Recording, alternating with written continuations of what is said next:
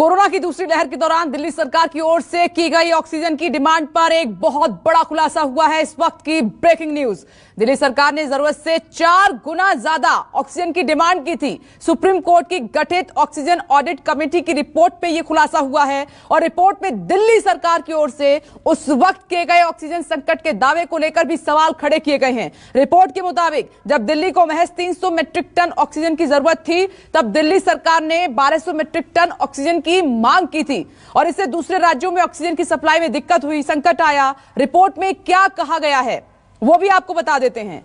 दरअसल दिल्ली सरकार ने जरूरत से ज्यादा ऑक्सीजन की डिमांड की, यह रिपोर्ट में कहा गया है।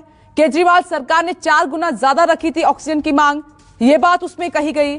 दिल्ली सरकार ने 25 अप्रैल से 10 मई के बीच जो मांग रखी थी, वास्तविक जरूरत से 4 गुना अधिक थी ऑक्सीजन की मांग और अस्पतालों की बेड क्षमता के आधार पर यह गणना के मुताबिक दिल्ली को सिर्फ 289 मीट्रिक टन ऑक्सीजन की जरूरत थी। और इस खबर पर प्रभाकर मिश्रा लाइव जुड़ गए हैं। प्रभाकर, यह बहुत बड़ी खबर है, आपको मालूम है कि कितने ज्यादा संकट में था देश उस वक्त और दिल्ली सरकार ने लगातार केंद्र सरकार को भी आड़े हाथों लिया था कि हमारी डिमांड के मुताबिक हमें ऑक्सीजन नहीं मिल रही है। लेकिन जो इस कमेटी ने खुलासा किया है वो वाकई में दिल्ली सरकार की उन बातों दावों पर बहुत बड़े सवाल खड़े कर रही है रिपोर्ट। निश्चित तौर पर चाहे वो हाई कोर्ट हो या सुप्रीम कोर्ट हो, बार बार दिल्ली सरकार की तरफ से कहा गया कि जितनी ऑक्सीजन की जरूरत है उस जरूरत को केंद्र सरकार पूरा नहीं कर रही है। 900 मीट्रिक टन ऑक्सीजन की मांग की गई थी और उसके बाद से आपको याद होगा कि सुप्रीम कोर्ट ने 700 मीट्रिक टन ऑक्सीजन मुहैया कराने का आदेश दिया। मुझे आपकी ऑडियो ठीक से नहीं मिल पा रही है, इसको पहले दुरुस्त कराती हूं फिर आती हूं आपके पास। देखिए, ये अपने आप में बहुत बड़ा खुलासा है, बहुत बड़ी खबर है। अब दिल्ली सरकार की तरफ से इस पर क्या रिएक्शन आता है ये देखना होगा। दरअसल जो सुप्रीम कोर्ट की तरफ से कमेटी गठित की गई थी उस रिपोर्ट में यह खुलासा हुआ है। उस वक्त देश भर को मांग थी ऑक्सीजन की, लेकिन दिल्ली सरकार पर आरोप यह लग रहा है कि मांग से कहीं ज्यादा, जो जरूरत थी उससे कहीं ज्यादा मांग दिल्ली सरकार की तरफ से की गई। प्रभाकर, देखिए, निश्चित तौर पर मैं यही बात कह रहा था कि दिल्ली सरकार की तरफ से बार बार ये कहा जा रहा था कि जितनी ऑक्सीजन की जरूरत है, दिल्ली सरकार ने कहा था कि 900 मीट्रिक टन ऑक्सीजन की जरूरत है और ये मामला हाई कोर्ट में भी गया था, सुप्रीम कोर्ट में गया था। सुप्रीम कोर्ट ने दखल दिया था इस मामले में और सुप्रीम कोर्ट ने कहा था कि 700 मीट्रिक टन ऑक्सीजन दिया जाए और कोर्ट ने यहां तक कह दिया था कि किसी भी कीमत पर, बार बार केंद्र सरकार की तरफ से कहा जा रहा था कि जितनी जरूरत है उससे ज्यादा दिल्ली सरकार की तरफ से मांग की जा रही है।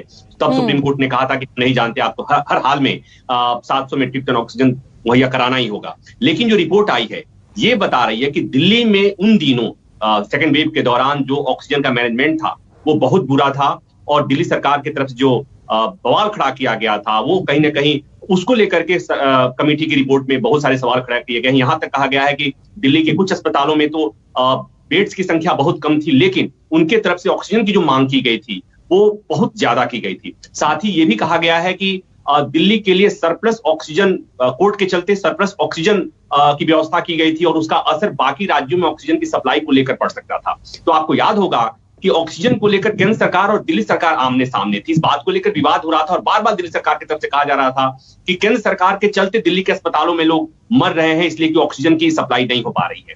और बार बार केंद्र सरकार की तरफ से सफाई दी जा रही थी कि दिल्ली सरकार बेवजह बखेड़ा खड़ा कर रही है, बेवजह का बवाल पैदा कर रही है, वो स्थिति नहीं है, अपनी मांग को बढ़ा चढ़ाकर रख रही है। और इसी के लिए सुप्रीम कोर्ट ने एक कमेटी का गठन का आदेश दिया था। उसके बाद से जो एम्स के डायरेक्टर रणदीप गुलेरिया की अध्यक्षता में जो कमेटी बनी, उस कमेटी ने अपनी रिपोर्ट में दिल्ली सरकार को ही कटघरे में खड़ा किया है। और अब लोग कहेंगे और जो सियासी पार्टियां होंगी वो इस पर सवाल खड़ा करेंगी, क्योंकि बात तभी से यही हो रही थी कि दिल्ली सरकार ऑक्सीजन के बहाने सियासत कर रही है।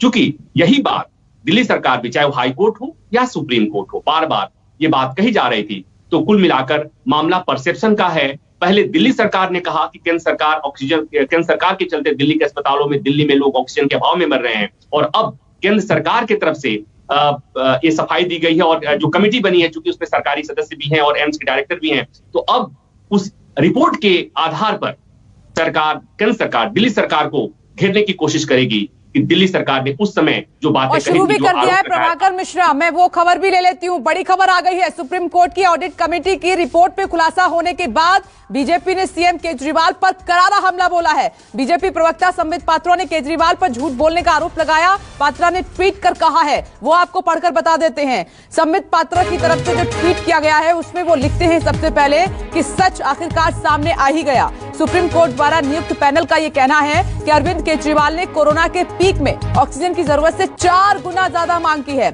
जिसकी वजह से 12 राज्यों को नुकसान हुआ है। तो दोस्तों, केजरीवाल जी भर के झूठ बोल रहे थे, वास्तव में वो झूठा केजरीवाल हैं, ये कहा है संबित पात्रा ने।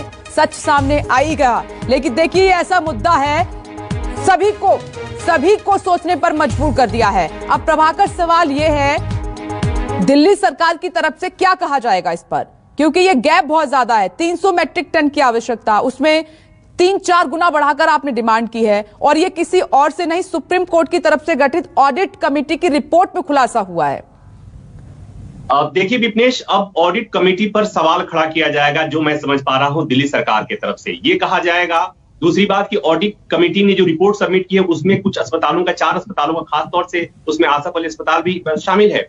तो 4 अस्पतालों का जिक्र किया गया है। तो इसमें सरकार ये कह सकती है कि क्योंकि अस्पतालों ने अपनी मांग अगर ज्यादा करके बढ़ाई थी, इसमें सरकार कहां है, पहली बात ये हो सकती है। दूसरी बात ये होगी कि चूंकि एम्स के डायरेक्टर इसमें शामिल हैं, सरकारी सदस्य इसमें शामिल हैं, तो इस कमेटी के सदस्यों पर और इस रिपोर्ट पर भी सवाल खड़ा करने की कोशिश की जाएगी। और एक बात मैं और बता दूं कि कुछ दिन पहले क्या, जब ये विवाद चल रहा था, उस समय सरकार की एक petroleum and oxygen supply department है, एक पीएसयू है, केंद्र सरकार के तहत आता है।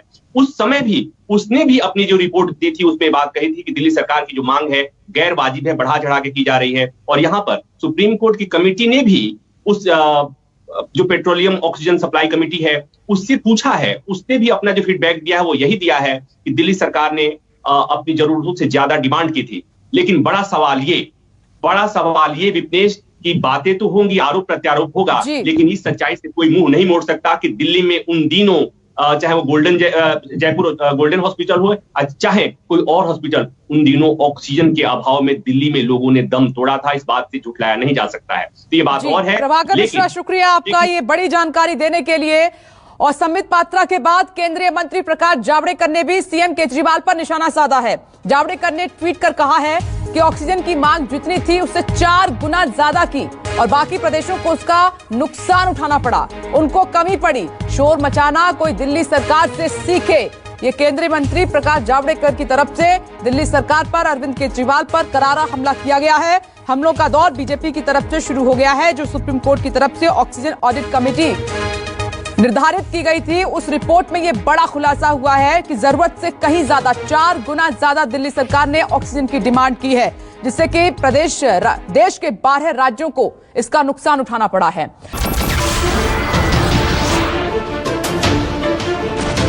नमस्कार, मैं हूं मानक गुप्ता। अगर आपको हमारा ये वीडियो पसंद आया हो तो इसे लाइक और शेयर जरूर करें, और हां, हमें सब्सक्राइब और फॉलो करना ना भूलें, ताकि आप देश और दुनिया की कोई खबर मिस ना करें। तो जुड़े रहिए हमारे साथ और देखते रहिए न्यूज़ 24।